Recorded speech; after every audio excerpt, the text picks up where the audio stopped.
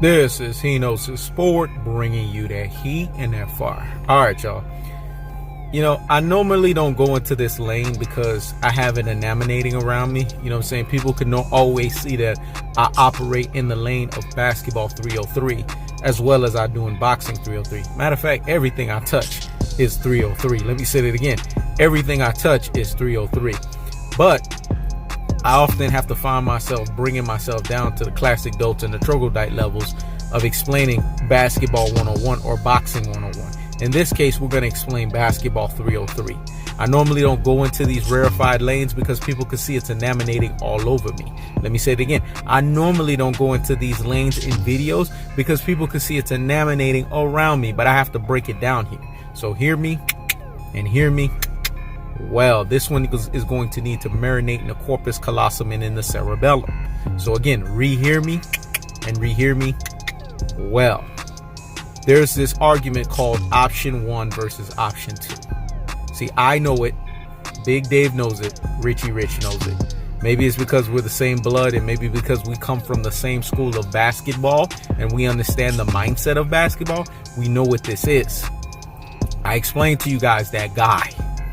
That one is still reverberating amongst even those who are basketball purists. They hear that video and they're like, man, that boy was dropping gems. He was dropping jewels. Well, I'm going to drop jewels here. And who's the topic of discussion? Kevin Durant and Stephen Curry. Why are both of them the topic of discussion? Because Stephen Curry has come out recently and talked about how he was feeling some type of way, right? About Kevin Durant, and Kevin Durant saying that, you know what I'm saying, the issue was with Stephen Curry, right? Well, it is with Stephen Curry. And this is what I'm trying to explain to you guys. I've been trying to explain to you guys this for months. Option 2 always has to reassure option 1 that they are option 1. Oof. Hey, what I said was so deep and profound. Only the real G's, the super real G's, and the ultimate real G's out here in these basketball streets got what I said. Option 2 always has to reassure option 1 that they are option 1. The lack of doing that makes option 1 leave. Let me say it again. The lack of doing that makes option 1 leave. Scottie Pippen is a schoolmaster. He's a tutor for option 2s on why they need to give up their team. Now, I know my boy Ticket TV was feeling some type of way about Scottie Pippen saying that James Harden has to give up the team to Russell Westbrook. But my boy Ticket TV, I'll explain that in another video. You know what I'm saying? I'll explain what Scottie Pippen meant by that. Scottie Pippen is a schoolmaster and a tutor when it comes to option 2. He understands that lane better than anybody. He had to constantly reassure Michael Jordan his option 1. All the way, remember when Michael Jordan retired, you know what I'm saying, and did his 2.5-year stint. I mean, there's a lot of controversy associated with that, right? But Scottie Pippen was like this in the camera. That's because he was letting option 1 know, I need you. Pippen always made sure that option 1 knew that. You know what I'm saying? When Jordan was filming Space Jam, Pippen was there. You know what I'm saying? Behind the production saying, when you coming back?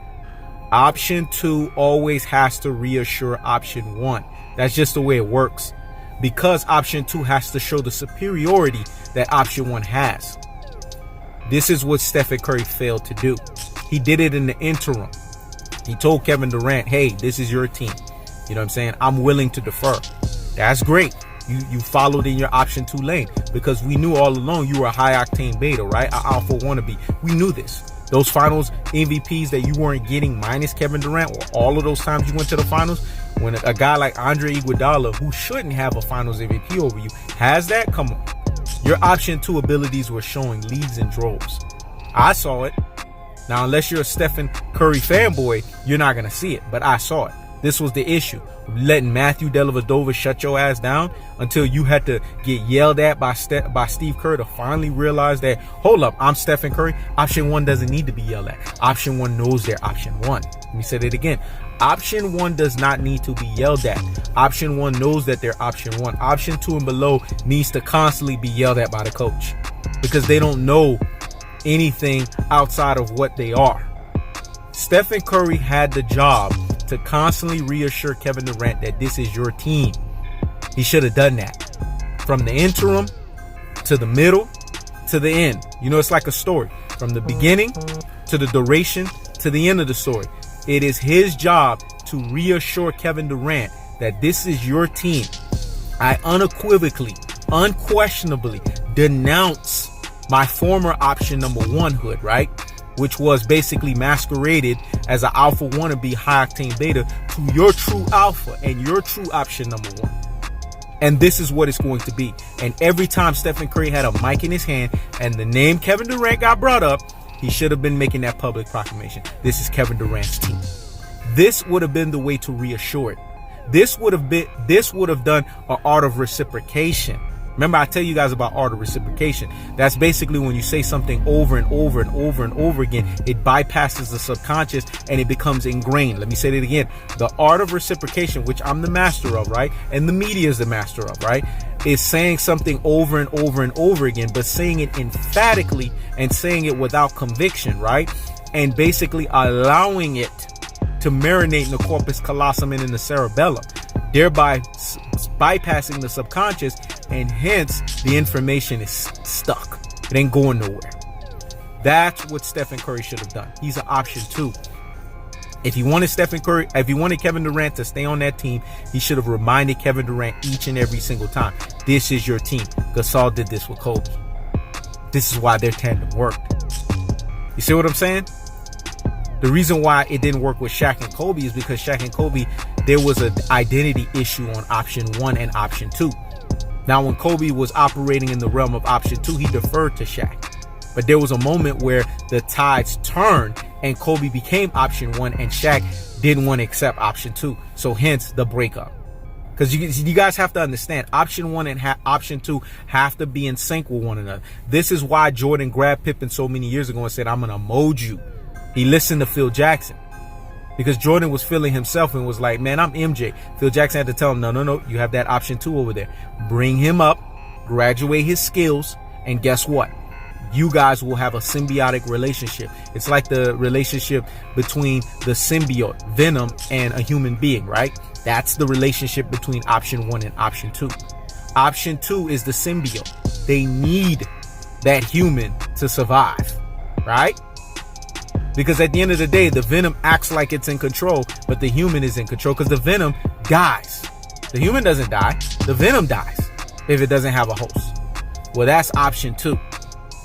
Option two cannot exist and cannot win championships without option one doing what option one does. Or unless there's somebody else on the team doing option one abilities. Let me say that again. Option two cannot win unless option two has an option one or has people doing option one abilities. Case in point, Stephen Curry had Andre Iguodala that did option one abilities. This is how basketball works, folks. Option two has to reassure option one. I know a lot of people can't get this message, and it's going to take people some time to let this message sink. But unless you're in that basketball 303 plane, unless you're a three-dimensional thinker, you won't understand what I'm talking about here. You have to be on that level to understand what I'm talking about. It's like Meek Mill said, there's levels to this shit, there's gears to this shit. You have to be on that level to understand the full weight and the magnitude of what I'm saying. Scottie Pippen is the schoolmaster and the tutor for option two. Guys like Stephen Curry, guys like James Harden, guys like Russell Westbrook when he was with Kevin Durant should have taken the playbook from Scottie Pippen on how to be an option two. Guys like LeBron James at this stage of his career, past his prime, an over-the-hill player basically, right? No longer what he used to be. Should have made the public proclamation, like I said he should have, as the option two that he is at this point to Kawhi Jordan's abilities, and then hence they would have had a matrimony together as Kawhi Jordan option one to LeBron Pippen number two. Pippen is the schoolmaster. He's the tutor for this option two thing. And if players want to truly understand how to reside in the realm of option two, they need to call Scottie Pippen. Stephen Curry failed in that regard. And all he needed was a phone call to Scottie Pippen. If he would have done that, Kevin Durant would have still been on that team. So Stephen Curry, what he's doing right now, the lashing out that he's giving you, is he's just basically hot and bothered like grits, like the option two that he truly is. But he understands that he failed. And he failed miserably by not reassuring the option one that he is truly the option one of that team. And that's why Kevin Durant left. This is He Knows the Sport, checking out.